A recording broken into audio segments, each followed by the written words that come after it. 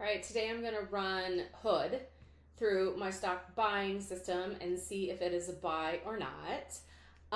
So the first thing I need to do is understand if I know what the company is, if it's a monopoly, industry dominator, and if it is on trend. So let's take a look.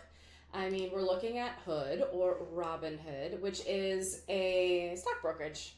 And they kind of have really lenient rules for stock options traders. They do attract a lot of younger investors. Their app is fantastic. I do love the trading features on it myself. I am a big fan of the trading features that they have on there. Some people think it's maybe addictive or makes you overtrade. I don't know. It doesn't give me that feeling myself. But it is sort of the newer generation of the brokerage firms. That being said, do they have like a dominant place in the industry? No. One of the reasons why is because it's really hard to get a hold of somebody to talk to them there. You're a lot of times chatting. So there's no real phone number to call. Like they will talk to you, but you have to kind of like really finagle your way in there and try to figure out how to get a call from them. Another issue that I see with Hood is that they don't accept any money that's a part of a trust.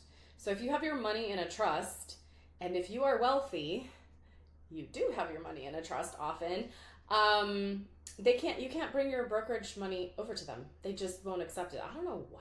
It's just wild to me that they don't do this. So while they may be getting a lot of new customers, I question as to how much money those customers have, because one person with the trust might be worth 500 other members.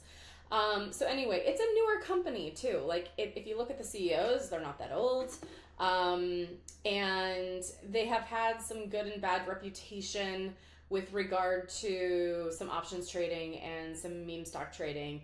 At one point in time, they weren't letting trades go through on GameStop during those whole fiascos with Roaring Kitty. And most recently, in August or July of 2024, there were a lot of brokerages that went down when there was just a pullback in this market that was like not a dramatic pullback, but like Schwab was down, Fidelity was down, Robinhood was open. So it was interesting because somehow they did a better job then. So all I'm saying is all brokerages have their ups and downs. Robinhood, those are the challenges I see with it. Is it dominant in the market? No. Are they gaining new customers? Yes. Okay. But, so the second thing that I'm going to do is so I understand what the company is. Is it an industry dominator? I would say no. Is it on trend? Kind of on trend, but I don't feel like the trend is big enough here where it's really like everyone's leaving their brokerage firms for Robinhood. I don't see that being the case. Okay, so then are the 5-year, 1-year, and 3-month charts up? Guys, we already got a sneak peek at this, and they're not. The 5-year chart is down. The 1-year chart is up. That's good. The 3-month chart is up. Okay, so this is interesting, right? Because some people might be saying, hey, 2 out of 3 good charts. It could be retracing. It could be great. I really don't feel that way about this stock at all.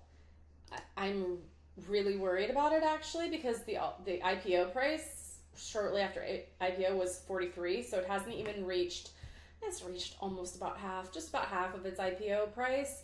And if I thought this stock was retracing to try to get back to its IPO price, if I was tempted to get it in, I'd probably want to get in more at the 34, 32 price. And you're sitting here saying to me, well, you could go from 21 to 34. I could, but this stock isn't really proving to me that it can rise. Like, it needs to do that for a longer period of time right now. And for that longer period of time, I'm just telling you from experience that when they get to about 75% retraced, there's a pretty good chance they go to 100% retracement. But I just don't want to be putting my money in something like this when it's down at 21. You will see like a lot of people that are saying a lot about this stock on FinTwit, and they're saying, oh my gosh, this is going to be like the new SoFi. Why are they saying that? For some reason, there are people that value having a lot of numbers of shares, like a high quantity of shares, over quality of shares. This is not a quality stock at this point in time, in my opinion. It could be one day. It isn't now. I'll change my mind when the numbers change. So far, the numbers aren't looking good. The institutions don't love this stock. They may be slowly coming in, but they're not in love with it like they're in love with Costco, okay? And Costco is a totally different price point. I get it. But I still feel that I would be better off with, one share of Costco versus how many shares it takes to come up with $1,000 worth of Robinhood. That's the way I see that. All right. So then we're going to go back to the stock buying system here and go and look at, are the revenue and gross profit on the financial statements up year over year? Okay. So we're going to click on this financials button and we're going to see. Oh, we got a problem. Okay. So 2020, 958, 1.8. Amazing. 1.3. Uh-oh, SpaghettiOs. Not good. 1.8. Okay, so somehow they rescued themselves here, and they're continuing to grow. So that looks, I'm glad that they're turning the ship around, but this is too recent of a failure for me to look past it. It's just another no for Robinhood. Okay, then we're going to look at gross profit. 721, 1.2, 4. Oh man, that was a rough year. Was that the year of the Roaring Kitty fiasco? And were people leaving Robinhood that I don't remember, guys? Maybe somebody can write down in the comments if they remember. Maybe this is why, because I know a lot of people felt like that was so unfair and that was like a big PR moment for them, bad PR moment for them. But then we go back to 1105, which isn't too much more than 2021. And now we're gaining steam again. So it looks like their more recent earnings are better. That's good.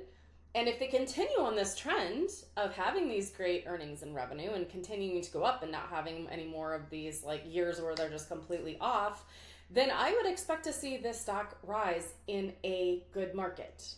But we don't know if we're coming into a good market in a year and a half from now. And we don't know that Robinhood can do this yet. We don't know if they can pull this trick out of the bag or whatever. Okay. So, next step in this is like, do the institutions love this stock? No. If they did, the stock would be rising pretty consistently. And it's not. It's just it's rising slowly. So I think there's some more institutions coming in for sure. There's probably even a lot more retail coming in because, like I said, it has been a retail favorite, and that is only because the stock is cheap. It's not because they've done any financial evaluations on the stock whatsoever. I can promise you that. And then, does it pay a dividend? No, it does not. It is too young of a company to pay a dividend. None of the young companies do pay a dividend. So yeah, you're seeing no forward dividend in yield. So Hood, for me, I'd stay away. One of the reasons I think that people like to options trade it is because the options premiums are pretty good. They're pretty good because options premiums often reward risks that you will take. And when the market makers set a high premium on a stock, they're saying to you, hey guys, if you options trade that's kind of risky, so we're going to reward you with this money for trading this. Oh God. It's not always a good thing to have high premiums. It's not always a good thing to have high premiums. It is not always a good thing to have high premiums.